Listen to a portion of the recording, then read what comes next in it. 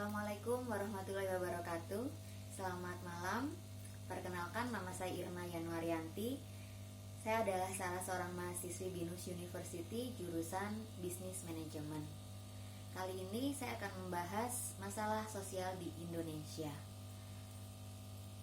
Saya mengambil tema ini karena setiap pagi saya seringkali mendapati para gerombolan ibu-ibu penyapu jalanan di depan komplek kami, yang mana mereka bukanlah petugas dari dinas pertamanan, tapi mereka hanya buruh harian lepas yang digaji ala kadarnya oleh pengurus komplek kami.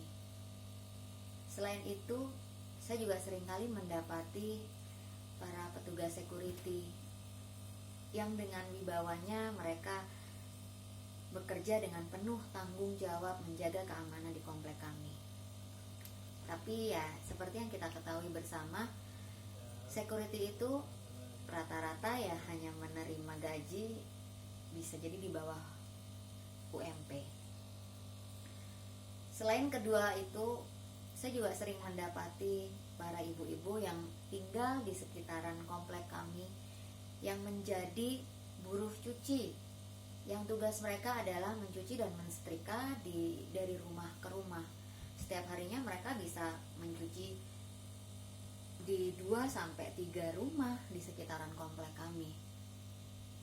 Ya, itulah realita yang setiap harinya saya temui di komplek kami yang berada di pinggiran Jakarta ini. Terbesitlah oleh kami yang terinspirasi dari salah satu masjid yang sempat viral ya, di masjid di daerah Yogyakarta, yaitu Masjid Jogokarian, yang mana saldo infak di masjid itu selalu terlihat nol.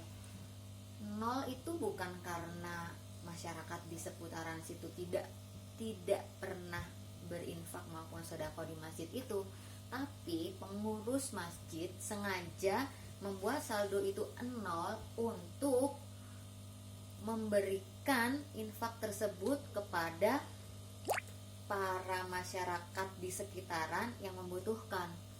Bahkan pengurus masjid juga mengurusi sampai kesehatan dari masyarakat kurang mampu yang ada di sekitar masjid.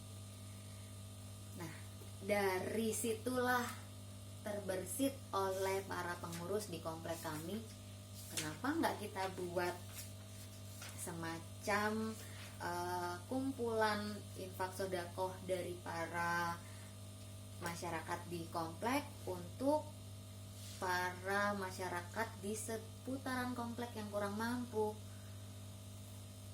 Setelah dipikir kira-kira bentuknya seperti apa ya, ketemulah yang namanya ATM beras. Apa itu ATM beras?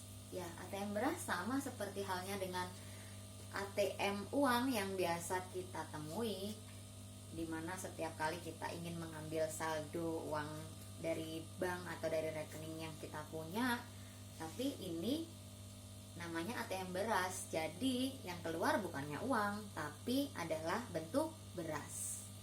Sama juga halnya seperti mesin-mesin penjual minuman otomatis yang suka ada di mal-mal itu. Dan di ATM beras ini munculnya bukan lagi minuman, tapi munculnya adalah beras.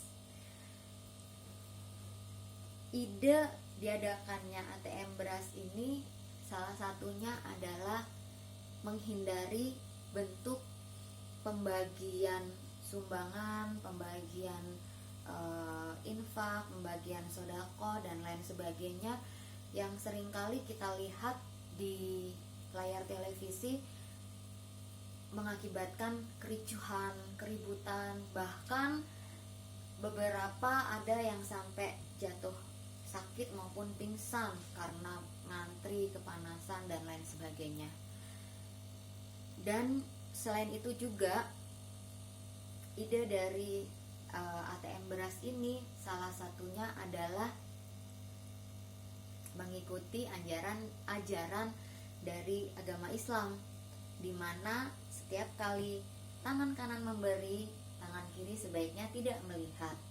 Yang artinya para donatur dari ATM beras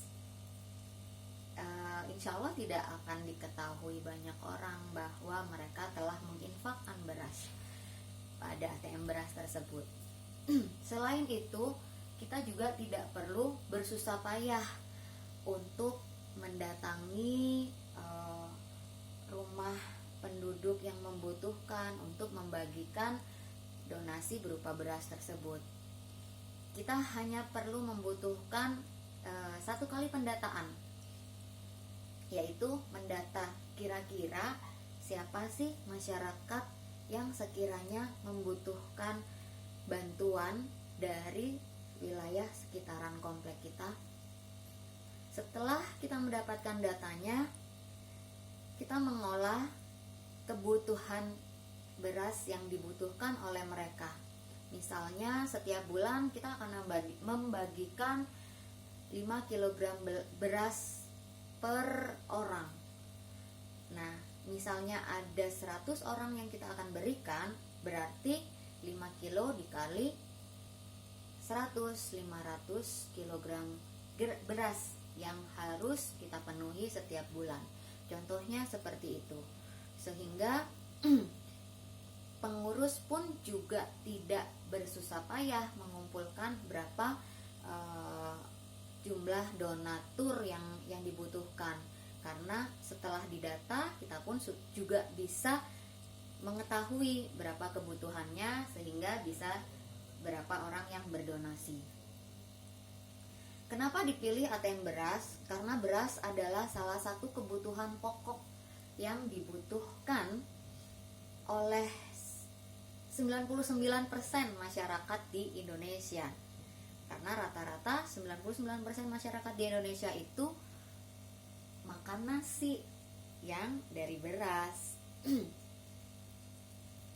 ATM beras ini juga selain memudahkan para pengurus, juga memudahkan bagi penerima donasi untuk mengambil dengan sesukanya.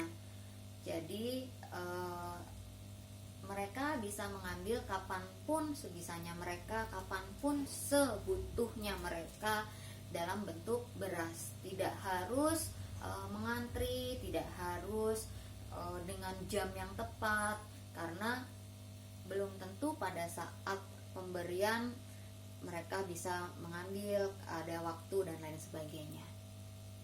Itu adalah salah satu bentuk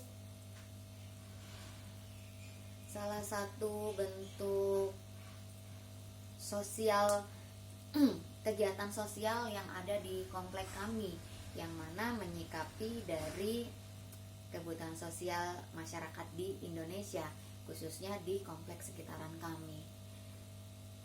Demikian yang bisa saya sampaikan dalam presentasi di malam hari ini. Terima kasih atas perhatiannya, dan semoga ini bisa menginspirasi buat kita semua. Selamat malam.